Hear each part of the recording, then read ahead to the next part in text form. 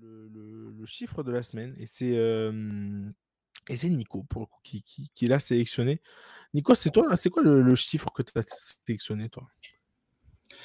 Alors moi, le chiffre de la semaine, en fait, c'est le chiffre 4, en fait, comme le nombre de points qui existe entre Monaco, qui est deuxième de Ligue 1, avec Nice, qui est septième, avec 48 points. Voilà, on a comme ça 6 équipes qui se tiennent en 4 points. Et c'est la preuve que le championnat est ultra serré. Il ne l'est pas entre le PSG et les autres, bien évidemment, puisqu'on sait que le PSG est déjà champion depuis la semaine dernière, sa victoire contre Angers. Par contre, là, cette semaine, donc le poursuivant direct du PSG, c'est Monaco, donc le Dauphin avec 53 points. Marseille qui suit troisième avec 52. Et ensuite, on a Lyon avec 51 points, à 2 points derrière Monaco. Et ensuite, on a Lille et Strasbourg qui ont tous les deux 50 points. Et enfin, on a Nice qui a 48 points. Et donc, on a ici, d'une journée à l'autre, des clubs. Alors évidemment, Monaco ne peut pas être rattrapé par Nice sur la prochaine journée, mais on sait que Nice, avec ses 4 points d'écart, peut très bien revenir de la 7e à la deuxième place en 2 matchs. Et c'est là où, en fait, on dit que ce championnat est passionnant de la 2e à la 7e place, parce que c'est là où vont se jouer les places européennes. Et donc, personne ne sait aujourd'hui d'avance, ne peut dire qui sera en Ligue des Champions aux 2 et 3 premières places, qui sera en tour préliminaire de Ligue des Champions au niveau de la 4e, et qui sera en Europa League, en Ligue Conférence, pardon, la saison prochaine. Et l'équation qui est supplémentaire, j'ai envie de dire, c'est que la 7e place aujourd'hui n'est pas qualificative pour la Coupe d'Europe, mais elle peut la devenir si le PSG remporte la Coupe de France contre Reims je crois, 24 mai prochain, il me semble. Donc voilà, ça va être, je pense, passionnant jusqu'à la fin de la saison. Et voilà, il y a des favoris évidemment qui se dégagent, comme Monaco deuxième et l'OM troisième pour le moment, mais Lyon et Lille notamment peuvent parfaitement jouer les troubles faits et passer devant. Et également Nice et Strasbourg. Strasbourg en début de saison, si on avait dit qu'il serait dans la lutte pour la Ligue des Champions ou voire l'Europa League, on aurait dit on aurait rigolé, alors qu'en fait c'est une équipe qui n'était pas programmée pour ça, mais qui aujourd'hui est parfaitement dans cette lutte et reste un adversaire très dangereux, notamment pour Monaco et pour l'OM. C'est clair. C'est clair. Non, là, et en plus, là où je rejoins encore plus du coup ton flop de début d'émission, c'est qu'il y a l'OM aurait pu tellement éviter cette situation où ils sont troisième et où ils sont sur 4 défaites lors des 5 derniers matchs en Ligue 1. C'est fou. C'est juste le pire. Enfin, c'est le pire, comment dire, le pire état de forme des 7 premiers, parce que Nice, c'est pas ouf non plus. 7, non, Nice, c'est 2 matchs nuls, 3 défaites. Donc, bref, et Marseille, vraiment, quand tu vois qu'ils sont encore troisième et qu'ils ont perdu 4 matchs sur la fin des 5 derniers, bref, c'est là où tu vois que c'est compliqué. Mais ouais, non, c'est clair, ce top 6-7 en fonction. Brest n'est pas très très loin, mais bon, c'est compliqué. Brest est à 44 points, mais bon, ils peuvent encore faire le push et finir 7e au final. Mais bref, ça va être passionnant à suivre, c'est sûr. Greg, tu veux rajouter quelque chose rapidement avant qu'on passe à la suite? Bah ouais, justement, ça tombe bien que tu parles de Brest, parce que moi, je pense qu'il y a une équipe qui peut jouer vraiment les arbitres et les poils à gratter, c'est Brest.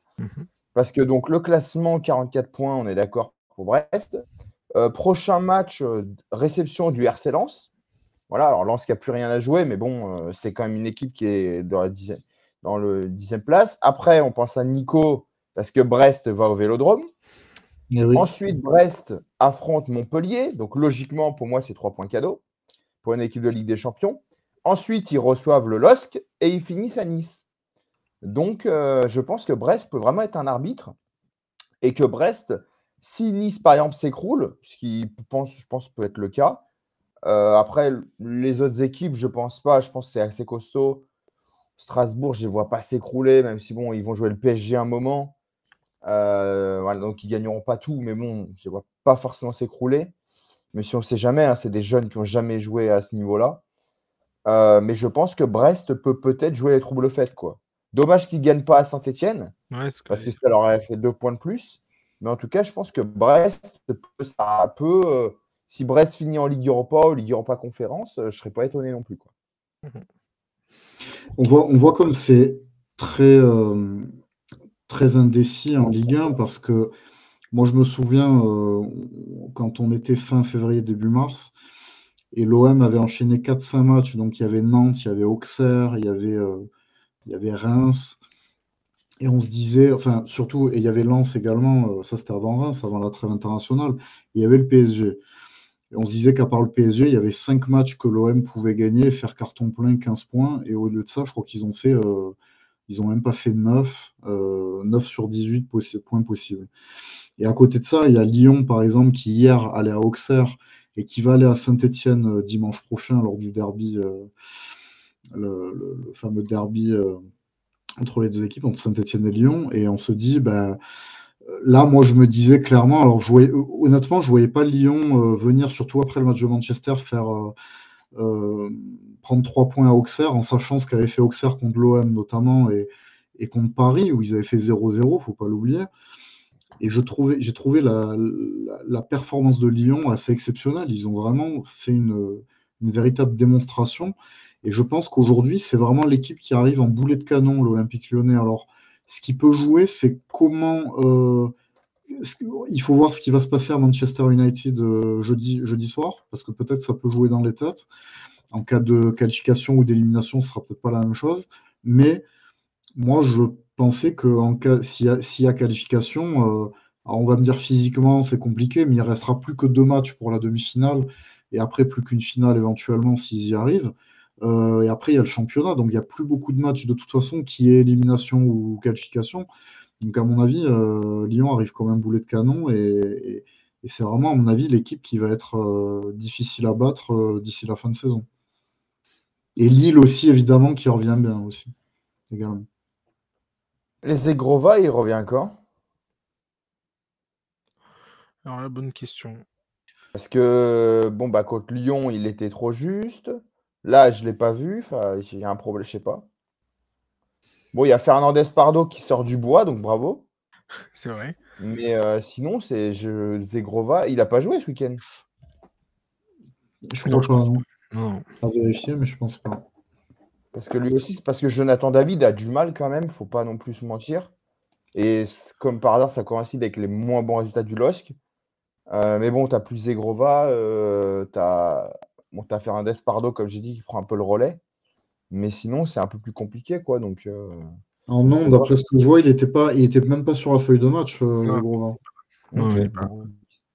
Non, non. Toi, il devait. Non, non, Alors, puisque il c'est parlait qu'à Lyon, il devait David être. qui Il doit jouait, Fernandez peut-être être. Pardo et Bakker. Ok, bon. Non, non, il n'était pas sur la feuille de match. Bah, il est peut-être encore blessé. Ah, mais ils avaient parlé que déjà contre Lyon, il devait peut-être être dans le groupe. Donc, je sais pas.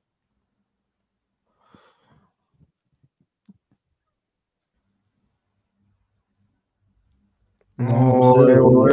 Moi, c'est pareil, oui, je voyais un possible retour contre Toulouse. C'est la dernière update que j'ai, mais du coup, il n'était pas là. Donc, Ok, bon, peut-être là, le week-end prochain. donc non, pas plus d'infos. en tout cas, là, il n'était pas là contre Toulouse, et peut-être qu'il reviendra la semaine prochaine. Il faudra qu'on suive ça. Il faudra espérer, ouais, parce que c'est clair qu'on l'a vu en Ligue des Champions, il y a un LOSC avec et sans, hein, parce que franchement, bref. Tu le remplaces pas comme ça et c'est. Après, c'est vrai, comme disait Greg, Fernandez Pardo, qui a mis un beau but à Toulouse, est assez impressionnant. Il marque aussi dans le derby, hein. Il leur donne le derby. Hein. Aussi, donc je pense que c'est un joueur, c'est une vraie découverte, ce jeune joueur, et ce sera à suivre, surtout qu'on sait que cet été, la tendance serait plutôt un départ de Zegrova. On sait que le Napoli est dessus, l'équipe il va partir de compte. Donc à voir, mais c'est sûr que si Lille veut le vendre, il faudrait peut-être qu'ils arrivent à le montrer pendant les 5 derniers matchs. Donc,